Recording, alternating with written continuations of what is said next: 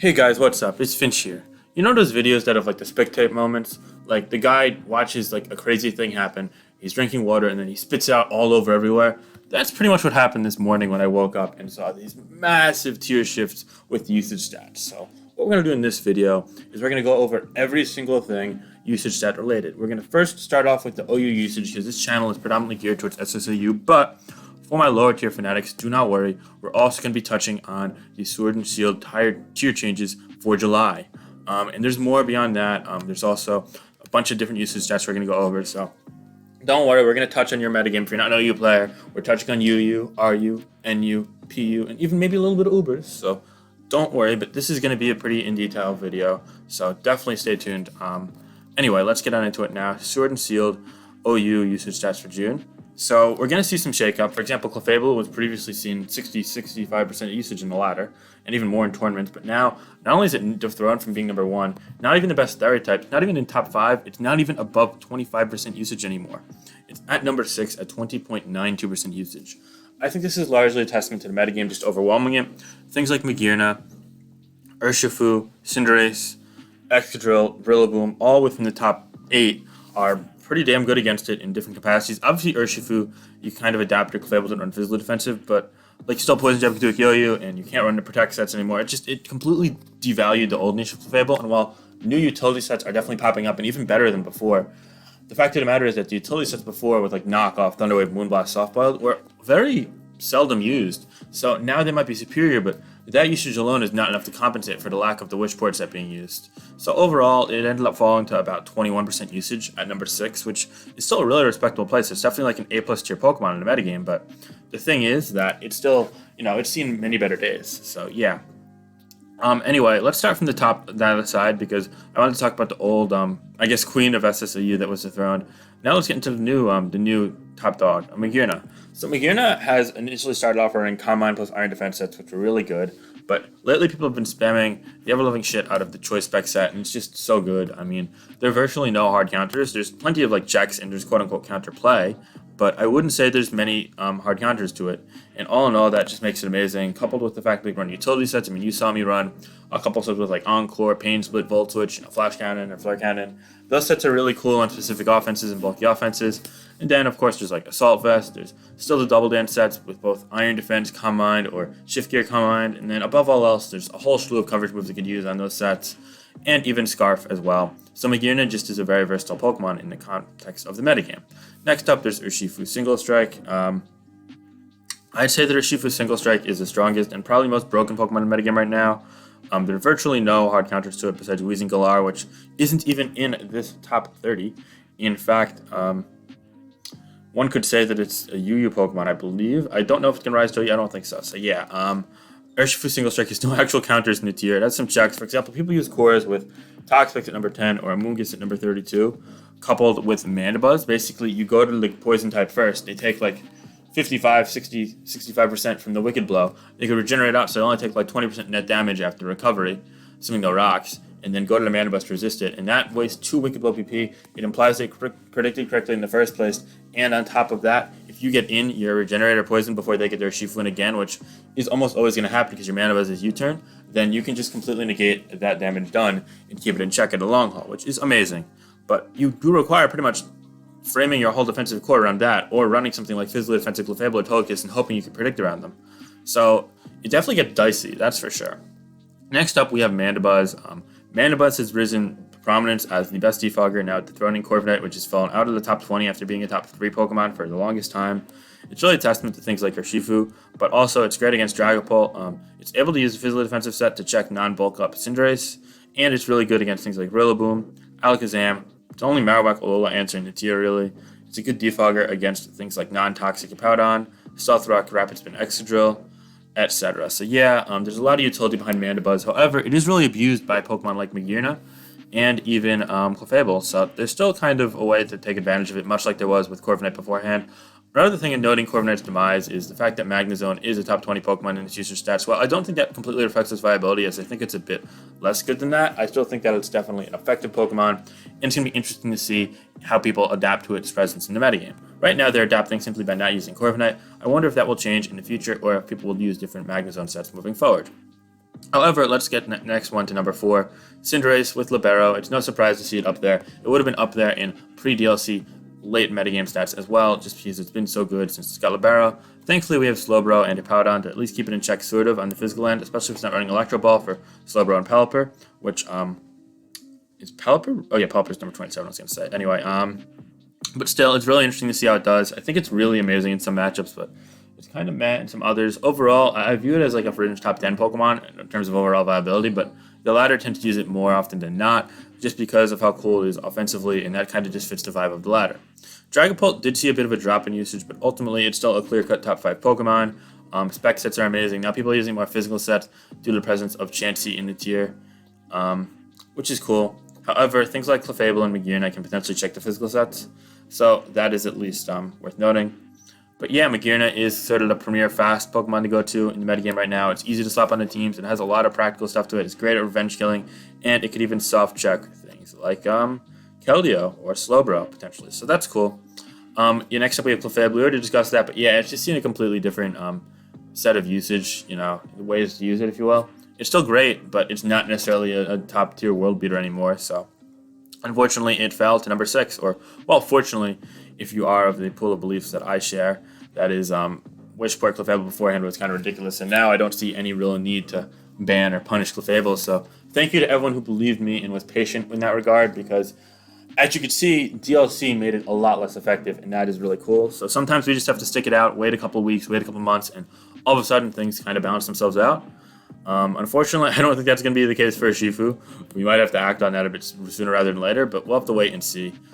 Anyway, next off we have Excadrill, who's a really great Pokemon in this metagame. I'm honestly surprised it went down in usage overall, but then you keep in mind that there are so many new toys, Magearna, Urshifu, Libero, Cinderace, and then also things like Rillaboom and Volcarona that are going to be right behind it, literally within a fraction of a percent of it. So yeah, all things considered, Excadrill is a great Pokemon right now. It's good for soft checking Magearna and taking advantage of Clefable. You can run Toxic for Manabuzz, which I love right now, but there are some things to take advantage of it still.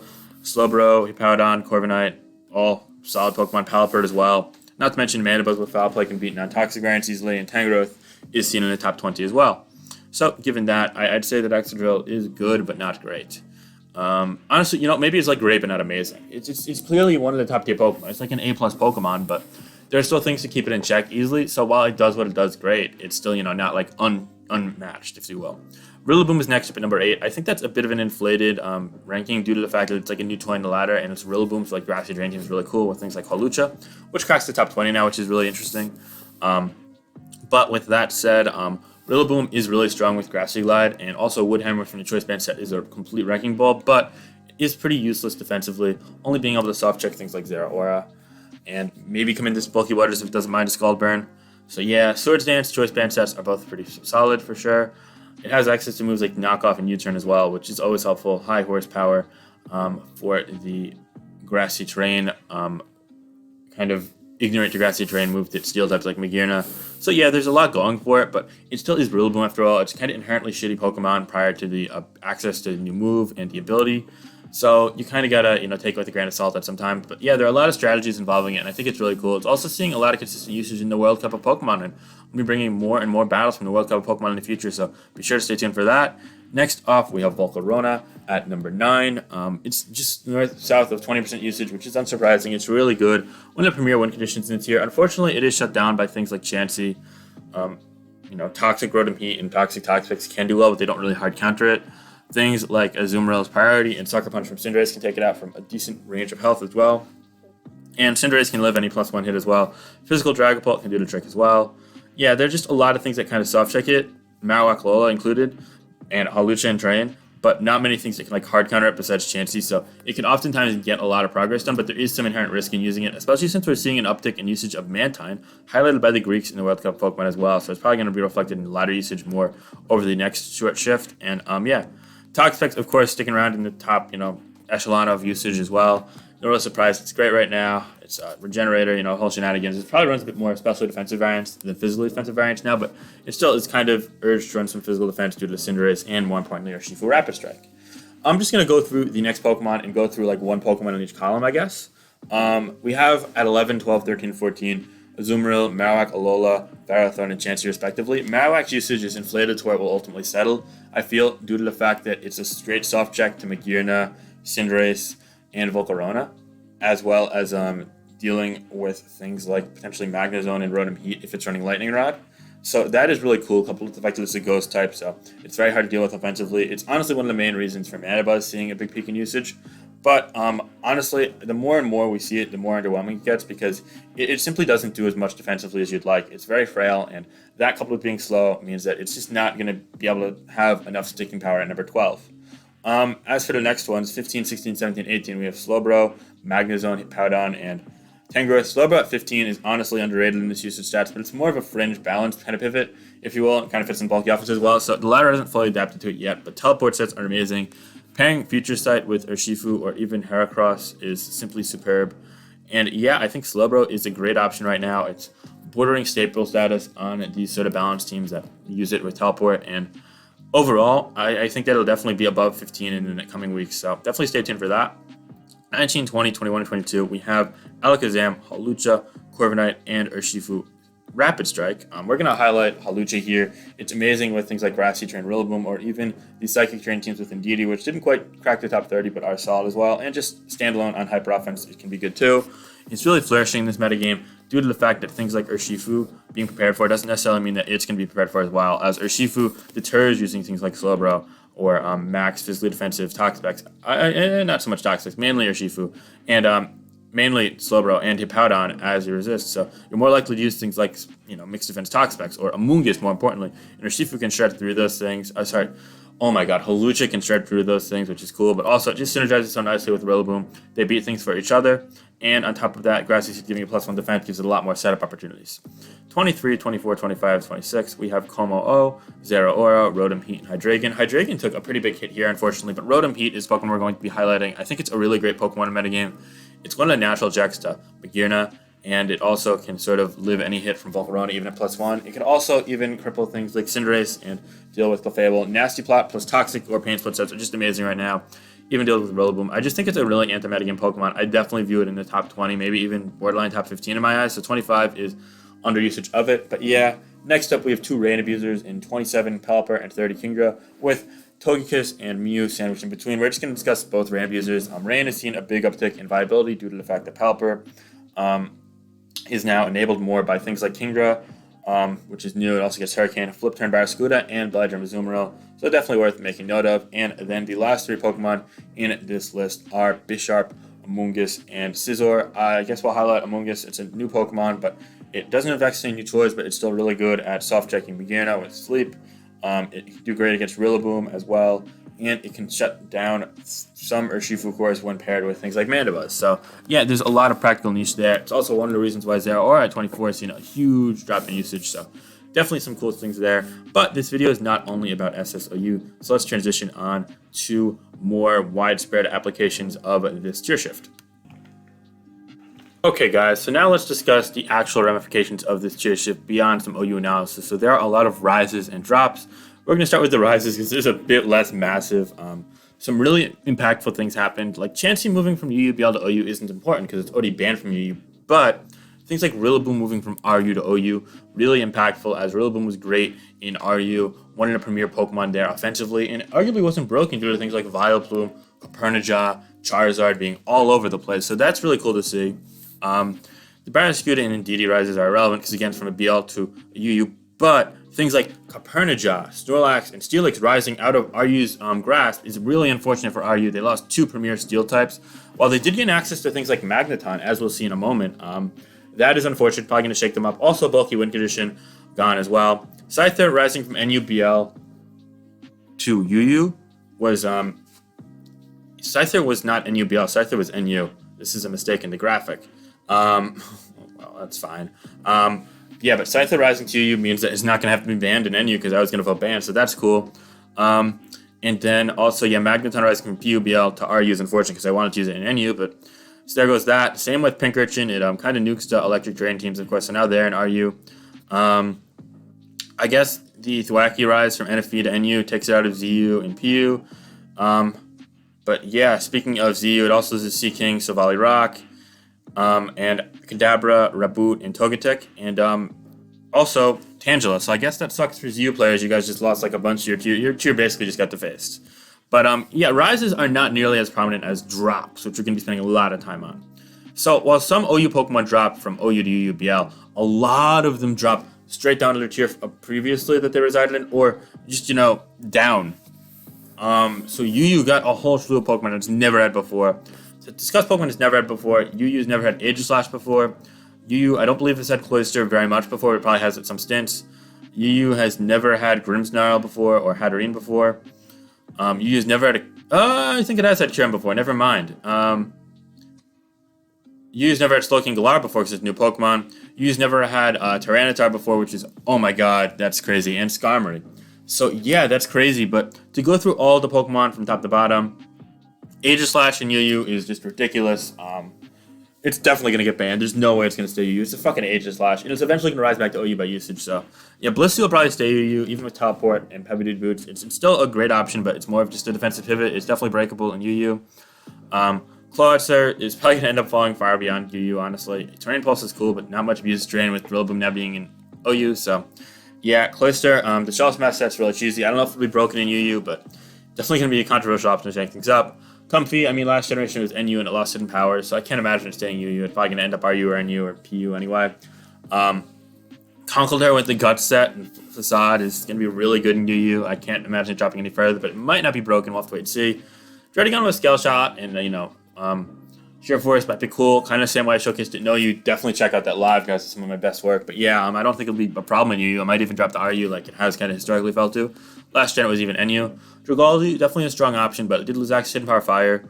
But they didn't actually get Scizor. Scizor stayed OU by usage. Damn, they just missed out on Scizor. That's unfortunate. But yeah, it and Exploud are very strong options thanks to their abilities and moves. So Dragaldi has Adaptability, Draco Meteor, and Exploud has Scrappy Hot Boom Burst with modest specs, just really strong. But the tier thankfully did gain some ghost types like Aegislash. So maybe there's ghost types don't check it because Scrappy. Never mind. Against some steel types like Aegislash, Klefki, Jirachi, even Skarmory, although Skarmory's kind of taking 1 million damage anyway, and also again Blissey. So there's hope. Expod will definitely remain checked in UU. It won't be broken at all. It might even go RU honestly. Grimmsnarl for screens is cool. Hatterene for hazards is cool. Heracross, Guts, just basically Conkeldurr 2.0, another carbon copy of that, but faster. Jirachi and Klefki. Jirachi's got a lot of utility steel type, whereas Klefki is just a complete bag of shit that you really should never use competitively. Yeah, I don't like Klefki, guys. Crocodile, it's definitely going to be cool. It has access to close combat. Could be a nice rocker. Unfortunately, it loses Pursuit, but yeah, Intimidate's really great.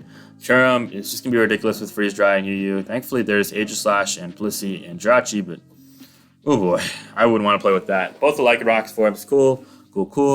We got Mienshao, Mimikyu. I don't think there'll be a problem in UU, but it's cool that Mienshao has close combat, and Mimikyu gives another option for hyper offensive teams. Pallet Sand is around, which is dope.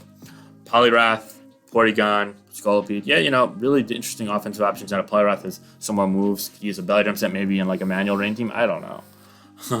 And then, of course, Porygon Z and Scolipede are strong offensive options. Scolipede might even get banned, honestly. I could see that happening.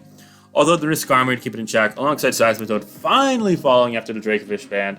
Oh boy. Sharpedo has access to some new moves like Flip Turn, but ultimately probably not busted UU.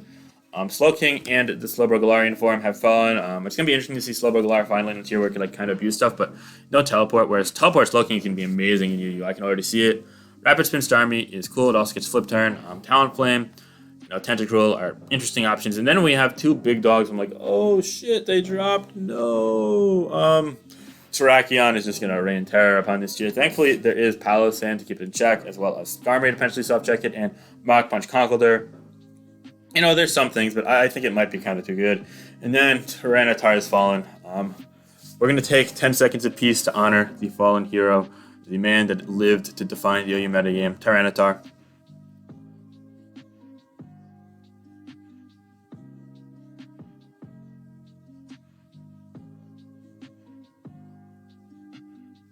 Please respect his wishes. Thank you. Anyway, now we have Zoroark. Yeah, that's kind of a shitty Pokemon. It'll probably fall beyond UU, honestly. Then RU got Buffalon, Alolan Executor, Shine. No, that's not Shine. I think that's no, I'm forgetting its name again. The grass Lunardic. Lunartic? Lurantic? Crap, I don't know how to say it, guys. This is the second video I've messed this up in. No. Luxray, which is going to fall below this. Politoed's irrelevant, Drizzle's banned, and Alolan Sandslash, which is definitely going to be a cool option. And you got Miltank, my boy, Joey's mascot, let's go. And PU got the Shitmons. I guess Executor, Kangaskhan, Licky, not Logan. Logan has no hit power, no moveset. Pinsir, Sandslash, Stoutland, Shuckle for webs, and Tauros might be alright. Maybe Wigglytuff is a Wish Passer, yeah. UU to RU, Ditto, Espeon, Heliolisk, Machamp, Rabambi, Xatu, definitely all going to shake up RU. RU's been shaking up a ton, but UU, of course, shaking up even more because, you know. NU to PU, actually RU to NU, we got Dugtrio, which is irrelevant, but Decidueye with Poltergeist is huge. Gallade with Triple Axle is huge. Vanillux and Weezing, that's really big. Cramorant, probably not so much, but yeah, no, pretty big shift for NU. Probably not as big as RU or UU, but then PU got completely defaced, defigured, whatever you want to say. Bolton, Butterfree, Dreadnought is going to be huge. Drifloon's going to be big. Hatram, Hitmonchan might actually finally be decent here. Klinklang is going to be great. Ninjask, yeah, Orbeetle will be superb. Berserker is going to be uncountered. Rotom Frost, oh boy, that's going to be amazing in PU. They finally got it back after last generation, and also in Pheasant. Yeah, and then ZU got a bunch of Stallmon, Shiinotic, Pyukumuku, Corsola, Dusclops, and then also some offensive threats like the Rhyme, you know, bullshit, and Ludicolo, and I guess Palpitoad for rocks, and Gothitelle because you can bluff having Shadow Tag, because that's the thing. Alright, so yeah, a lot of shakeups here. This is amazing. Please let me know your thoughts. Which tier do you think got impacted the most? Which do you think got impacted the least? But wait, we're also going to briefly go through the raw usage data for all the tiers. One sec. Alright, we're back. So I'm just looking at Ubers because we don't talk about this too much. Zycan Crowned is the king of Ubers right now. Unsurprisingly, it's really strong, but Eternatus, a very strong special attacker with a lot of speed and honestly some really great utility, is at number 2. And then, I mean, old, champions of the Ubers tier, Marshadow, Necrozma, Duskmane, and Lunala remain within the top 5-ish. You see that Marshadow kind of saw a bit of a rise. I mean, it's kind of a reactionary element, just a new Pokemon, a new setup and whatnot. Yeah, not too surprising, I guess. I'm not super competent in Ubers right now, but I have been lurking my UPL team's chats about that, and it's my gist. And then, banned Pokemon from OU, Darmanitan, Galar, Dracovish. I've seen some usage, same with Melmetal. And yeah, Cinderace and with Liberos in the top 10, that's cool. And UU, no shock that Incineroar is the top Pokemon, it's just an amazing utility. But yeah, it's partnered with Noivern, which you basically see on every other team. And Sylveon. Rillaboom is unfortunately not banned, but Cobalion and Keldeo, some of the fighting types that have been, great since Generation 5 are still sticking in their staple tier status in UU. And then Rotomosh, Necrozma, Rhyperior are still in the mix too. They're great options. Necrozma is super versatile. Rotomosh has a great deal of utility, and Rhyperior is just a strong Stealth Rock user and really strong attacker in general. In RU, Rillaboom is unfortunately banned, but Charizard, yeah, the great defogger, utility Pokemon. Vaporeon with Wish. Steelix is now UU, but they still have Salazzle, Vileplume. Scyther, not surprised that it rose. You see it's already top 10. And Raichu Alola to abuse Pinkerton team, so yeah, definitely a lot going on there. NU lost number 1, and Scyther, it literally is 2 times more usage than anything else, which you don't see in any other tier virtually. The next closest is Ubers, where there's a 20% disparity, but yeah, but Sandaconda, Piloswine, Lantern, Clefairy still in the tier and great Pokemon. Unsurprisingly, see the 2 ground-type Stealth Rockers kind of dominating usage, but Lantern seeing this much usage is definitely a reactionary measure to Magnezone, which has risen up to RU, so good riddance to that. We'll still see some Lantern, though. It's pretty solid right now. And yet, we also have Rotom, Stunfisk Galar, Abomasnow, Wishiwashi. Abomasnow really shouldn't be this high, but Wishiwashi is a great utility Pokemon. And Silvali's kind of, fighting each other off for the top 10 usage is unfortunate, but one day one form will surface a bit higher just because all the forms are great right now. And yeah, PU, Dusknoir with Poltergeist. It's pretty cool to see that. And, Mr. Rhyme, Phalanx, Thievulf with Terrain teams is great. Thwackey to support that, yeah, and Crossover Stealth Rock setting. Not too surprising there. Looks like a pretty offensive metagame right now, all these options, so that's great. And also Poltergeist Trevenant making a rep is pretty cool. Little Cup, I don't know enough about to really comment, but Volibane, Mienfoo being top 2. No shocker there. Abra and Mienfoo being added to the metagame is a big shakeup for them. Yeah, Staryu in the metagame as well, so it looks a lot more like last generation. Yeah, all the Pokemon from last generation of LC are now here. So basically we're seeing SMLC without the Z moves. That's about it. I hope you guys enjoyed the discussion of usage sets. Let me know which tier you think got impacted the most, which tier got impacted the least, which one you think had the best changes, which one had the worst changes. Alright guys, have a great day. Peace out.